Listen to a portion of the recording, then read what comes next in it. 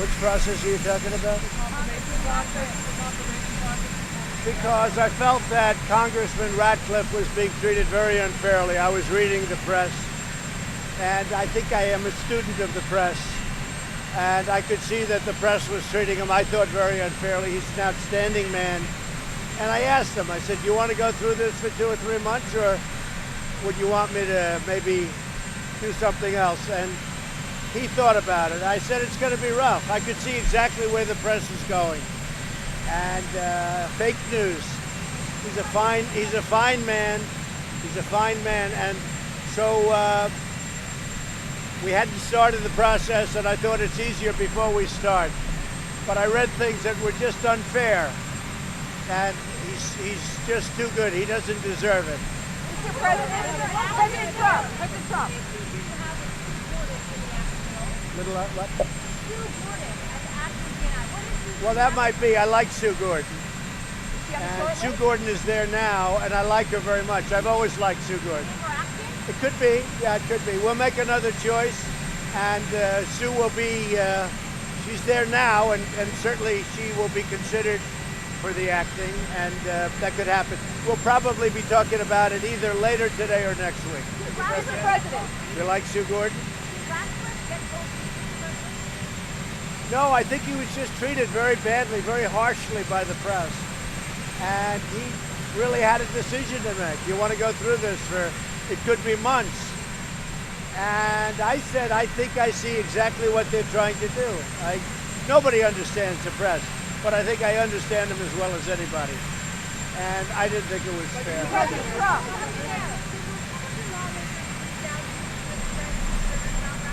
No, they didn't. I think he would have had support. But again, we were very early in the process. We hadn't even started. So we were very early in the process. And I think he would have had good support, certainly from the Republicans. They were pretty silly. You what? They were pretty silly at first. I haven't seen that. I can tell you the Democrats were chilly. That's for sure. But the Republicans, I think, would have been very good. But a lot of the Republicans didn't know John. But I think he would have had good receptivity, and he was getting that. But I believe he made the right decision.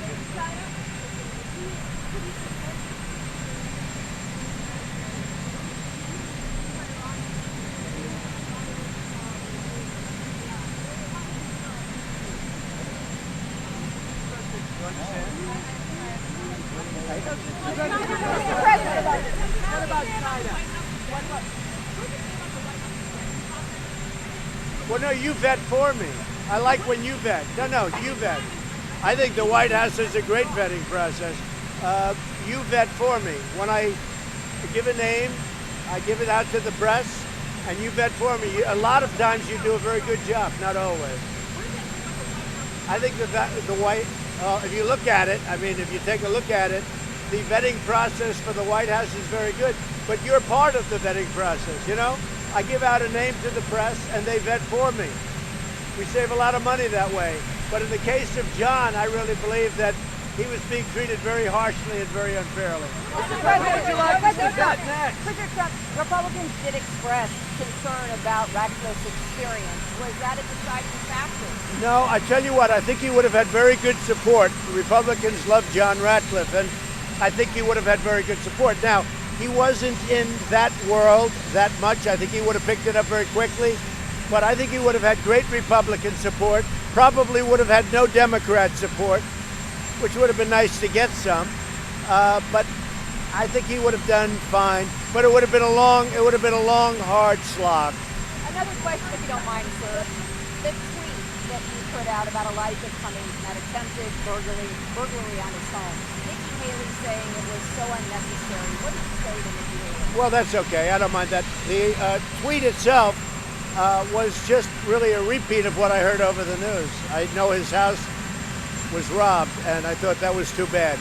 That was really not meant as a wise guy tweet. I mean, his house was robbed, and it came over the news at a certain moment last night, and I had just mentioned it. You weren't making light of it. What does China need to do to avoid those tariffs going into force on September 1st?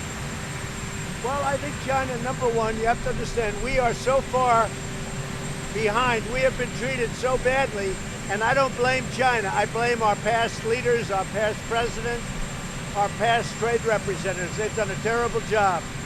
China, we can't just go and make an even deal with China. We have to make a much better deal with China, because right now they have a very unfair playing field, and I'm turning it around. So we're getting 25% of $250 billion, and now we'll be getting 10% of probably close to $350 billion. It's a lot of money. China has to do a lot of things to turn it around, but you'll be seeing they've got to do a lot of things. It goes on September 1st, and frankly, if they don't do them, I can always increase it very substantially. In other words, I could increase it, if I wanted to, I could increase it to a very much higher number.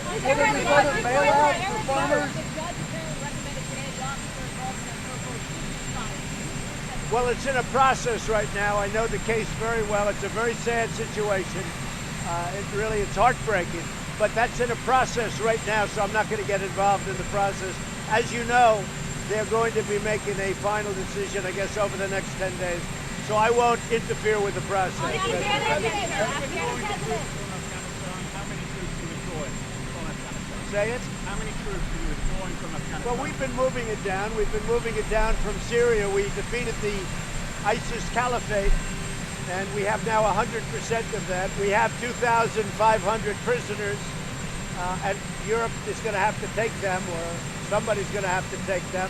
But we have 2,500 ISIS prisoners, and we've told Europe, hey, some come from France, some come from Germany, but they're going to have to take them. So we'll see what happens. But we've pretty much reduced, we've taken it way down in Syria. Ultimately, it'll be down to a very few people, if any. With respect to Afghanistan, we've made a lot of progress. We're talking, but we've also made a lot of progress. We're reducing it. We've been there for 19 years. We're really serving as policemen.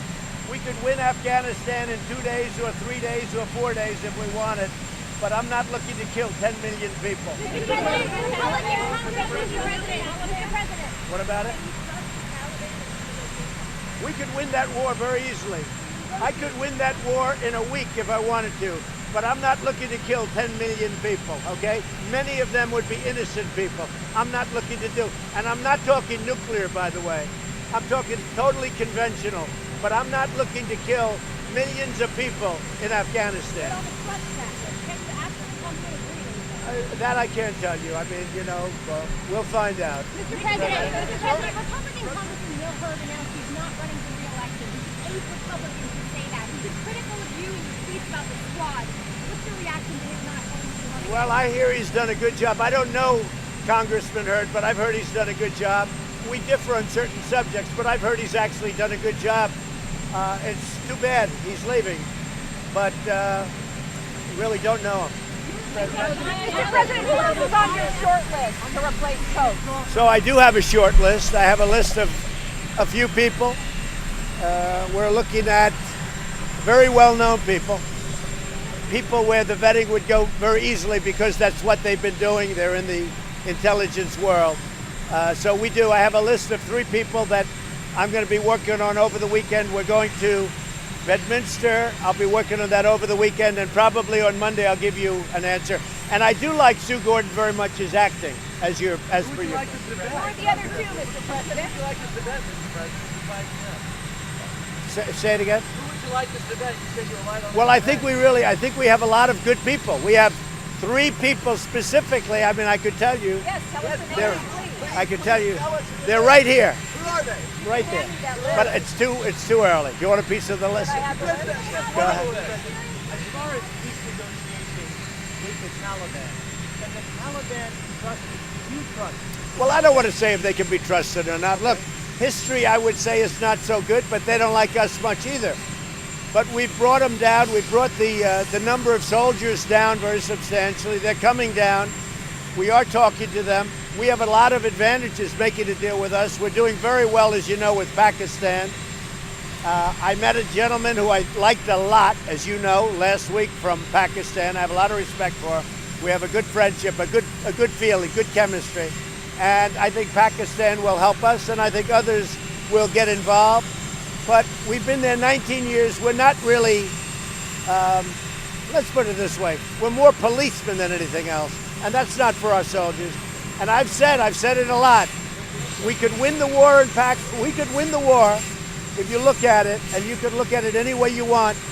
We could win the war in Afghanistan in less than a week. But I'm not looking to kill 10 million people. And I'm not talking nuclear. I'm not talking nuclear. But would win that war in less than a week. And I have that as an option, always. But that's what we're not looking to do. How do you avoid a nuclear arms race now that you've decided to withdraw from So with Russia, we have been speaking to Russia about that, about a pact for nuclear, so that they get rid of some, we get rid of some. Would probably have to put China in there, but right now we're number one, Russia's number two, and China's number three, but China's quite a bit down in terms of nuclear. China's much lower, but we would certainly want to include China at some point. But I would think that the relationship is good. We're trying to have a good relationship. It's very hard in light of the phony witch hunt, which is now dead. But I will say this, with Russia, if we could get a pact where they reduce and we reduce nuclear, that would be a great thing for the world. And I do believe that'll happen. We have discussed it. I've also discussed it with China. I've discussed it with President Putin. I've also discussed it with China. And I will tell you, China was very, very excited about talking about it, and so is Russia.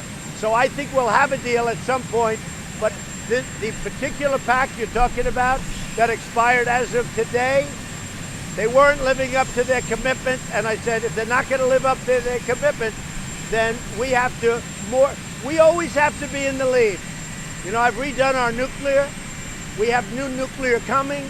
I hate to tell that to people. I hate to say it because it's devastating, but we've always got to be in the lead. Hopefully, and hope to God you never have to use it. Say it. We have new everything. We have the finest military in the world. We make the finest equipment in the world by far, whether it's fighters, whether it's missiles, whether it's the ships, whether it's submarines. There's nobody to compete with us.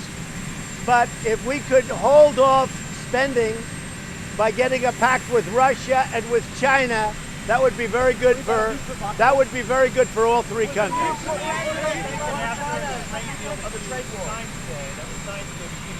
You're talking about the trade with on beef? Exactly.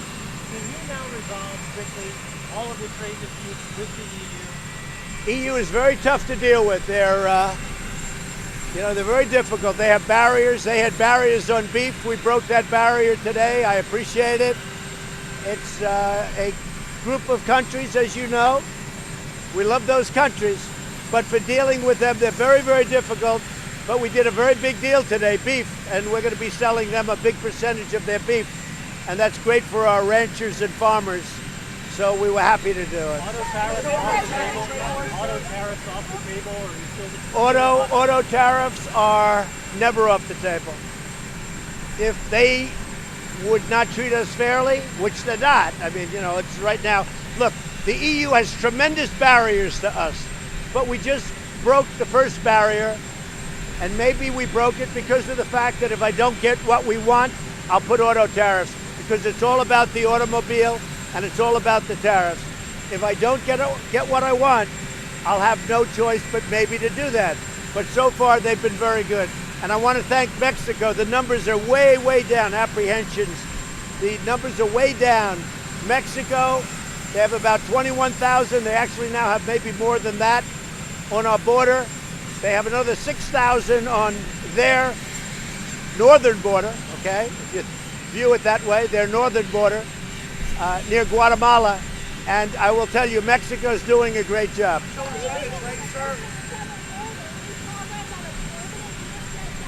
Well, I would love to see, before we talk about Secretary, I will tell you, I would love to see the Democrats sit down and work out the loopholes in 20 minutes, because that's what it would take, and work out asylum. But we're moving along with an asylum fix, an asylum bill. Lindsey Graham's heading it up very capably, and we'll see what happens. If the trade war with China continues, there will be further bailouts for farmers in the U.S. I'll always help our farmers. Our farmers were targeted by China. And our farmers, frankly, these are great patriots. I'll always help our farmers. There'll be a time when the biggest beneficiary of what I'm doing with respect to China and trade generally, you're seeing it with the EU. They couldn't do the cattle thing at all. Beef, they couldn't do it at all. And now all of a sudden this came out of nowhere. Our farmers will ultimately be the biggest beneficiaries, and they know that. But our farmers are great patriots.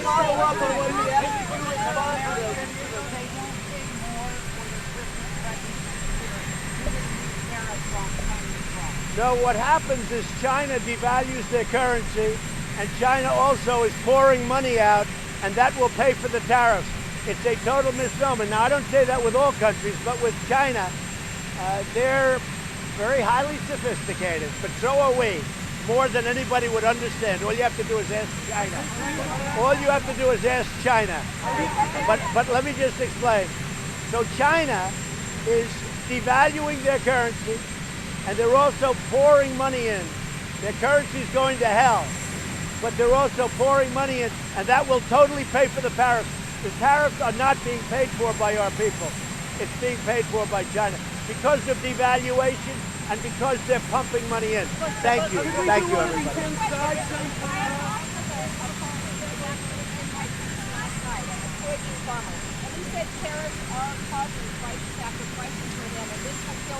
Well, you interviewed the wrong farmer, number one. Number two, any amount that China sucks out, we're making up out of the billions of dollars that we're taking in. Remember this, our country is taking in billions and billions of dollars from China. We never took in 10 cents from China. And out of that many billions of dollars, we're taking a part of it and we're giving it to the farmers because they've been targeted by China. The farmers, they come out totally whole. So you interviewed the wrong farmer.